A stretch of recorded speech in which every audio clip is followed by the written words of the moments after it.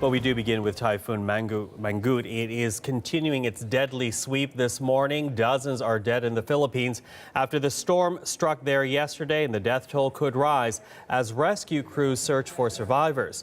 Officials say the storm is the world's strongest this year so far, with gusts of wind ripping through everything in their path.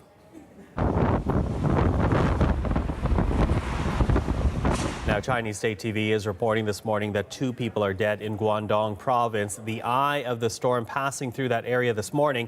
It is expected to move westward through China over the next 2 days, and that means hundreds of millions of people could be in harm's way.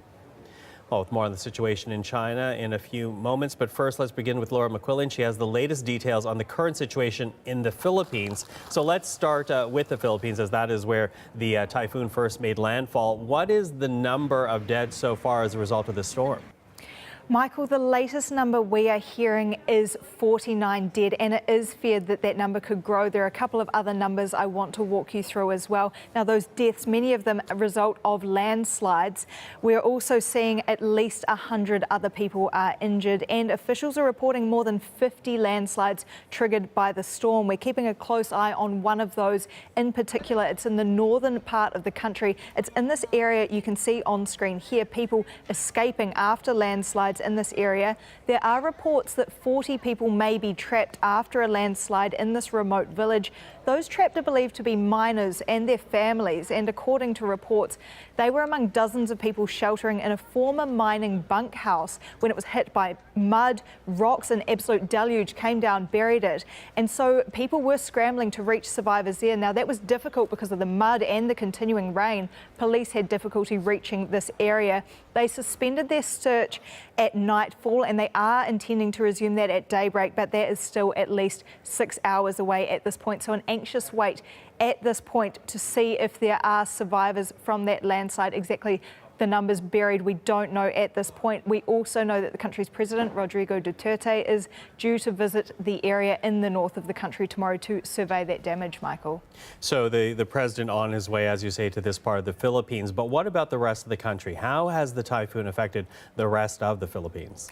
You can see those images there, this intense damage. It's not just flooding, but mud as well. It's washed away buildings. We're seeing reports of hundreds of homes destroyed just in certain parts of the north. Not every area can be accessed yet because there are trees and debris blocking roads, also areas with their communications cut off, power cut off. So people haven't been able to contact them to find out the full extent of the damage. You can see there, people are already picking through the damage at some homes to see what can be salvaged, but certainly there's going to be a lot more to come out and a big cleanup ahead. This also came at the start of the rice and corn harvesting season, so it may be some time before the full impact for people there is felt. Certainly a big impact on farmers in the north of the country. We're going to be seeing more about that in the days to come. We'll be keeping a close eye on all of that for you. Okay, Laura, thank you for that. You're welcome.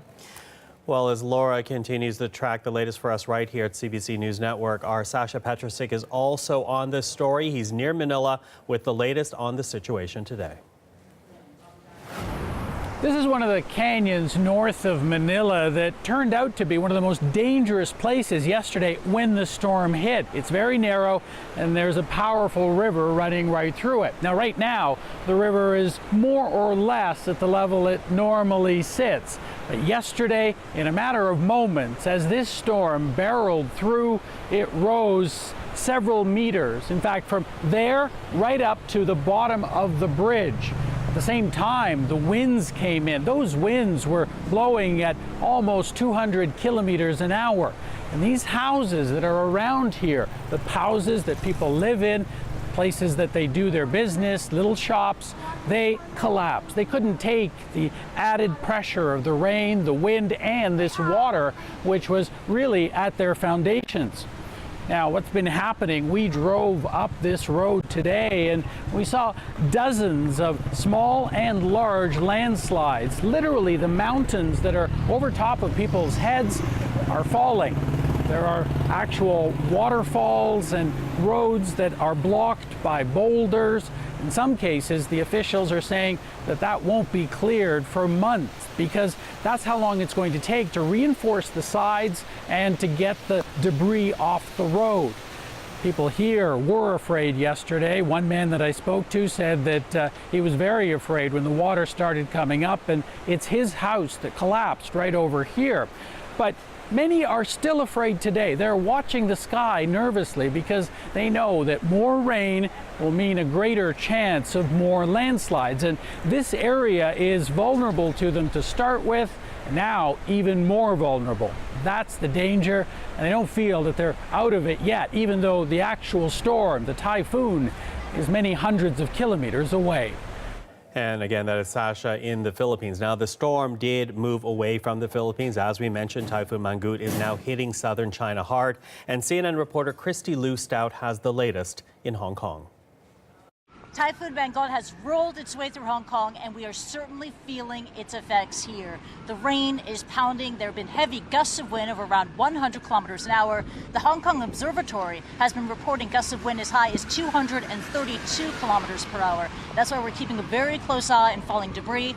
Also, a common sight here in Hong Kong, the construction cranes that are circling and swirling overhead. Very perilous indeed. Now, with these heavy gusts of rain, you also have the threat of storm surge. At the moment, the storm surge is at its peak high. The threat of storm surge in the Victoria Harbour. There's a lot of concern about outlying areas and low-lying areas in Hong Kong, including the fishing village of Tai O. But I gotta say, here in Hong Kong, not a stranger to typhoons. We know that emergency services, they're out and about.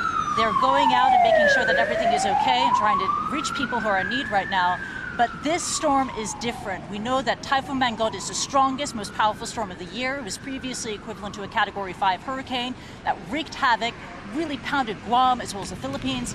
Even though it's weakened somewhat, it is still believed to be one of the strongest storms to ever hit Hong Kong since Hong Kong started recording typhoon activity in 1946. Now, the threat is not going to go away. We know that this typhoon is also a major rainmaker, so there'll be a lot of rain in the hours and the days ahead. And with more rain, that increases the threat of flash flooding as well as landslides. People here on high alert, and we will continue to monitor activity here for you.